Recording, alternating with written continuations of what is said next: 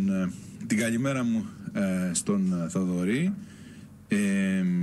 Τοστή καλημέρα, ελπίζω να είσαι καλά. Όποτε κρίνεις εσύ, μπορείς να αναφερθείς ότι η σύσσωμη αντιπολίτευση στηρίζει τους αξιολογημένους εκπαιδευτικούς από τον τελευταίο διαγωνισμό ΑΣΕΠ 2008.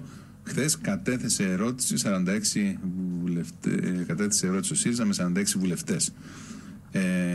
Και τροπολογία από το ΠΑΣΟΚ. Μόνο ο Κεραμέως αρνείται να λύσει το πρόβλημα. Ούτε 10 λεπτά δεν μας δέχεται στο Υπουργείο. Αν η δικαιοσύνη δεν είναι για όλους τους πολίτες, δεν είναι δικαιοσύνη. Συμφωνώ και προσυπογράφω. Μπράβο στην αντιπολίτευση που κατέθεσε τη σχετική τροπολογία του ΠΑΣΟΚ. Μπράβο στο ΣΥΡΙΖΑ που κατέθεσε ερώτηση. Καταρχήν, τελεία. Μπράβο και τελεία. Γιατί θέλω να πω και ένα αλλά το οποίο έχει να κάνει με άλλο πράγμα. Ο ΣΥΡΙΖΑ δεν το λύσει όταν ήταν στην κυβέρνηση. Τα είχαμε συζητήσει εδώ, τη Μάτια Θοδωρής, είχαμε βγάλει τον εκπρόσωπό τους με διάφορες απίθανες δικαιολογίες και εκείνοι τότε και έτσι.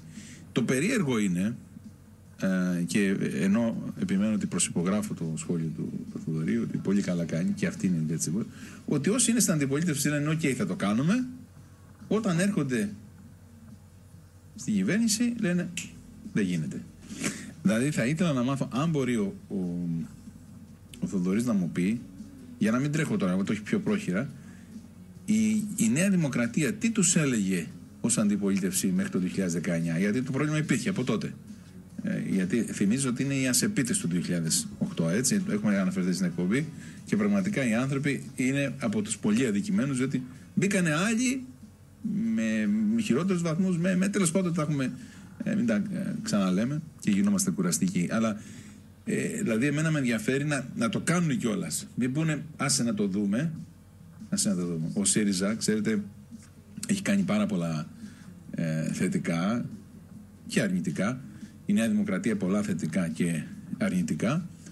Να το βλέπεις τώρα, Θοδωρή. Ναι, η Ζέτα Μακρύ είχε καταθέσει ερώτηση υπέρ ημών. Δηλαδή η Νέα Δημοκρατία τότε ως αντιπολίτευση υποστήριζε το αίτημα.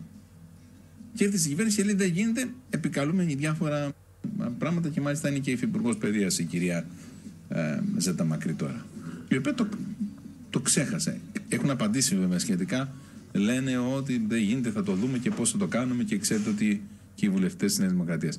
Τέλος πάντων, θέλω να πω ότι υπάρχει μια μακρά ιστορία σε αυτό το θέμα, σε αυτά τα θέματα, όπου η αντιπολίτευση λέει ναι σε όλα και πολλές φορές η κυβέρνηση λέει όχι σε όλα. Δεν συμβαίνει αυτό, το λέω σχηματικά. Μακάρι πάντως να λυθεί το πρόβλημα. Μακάρι να λυθεί.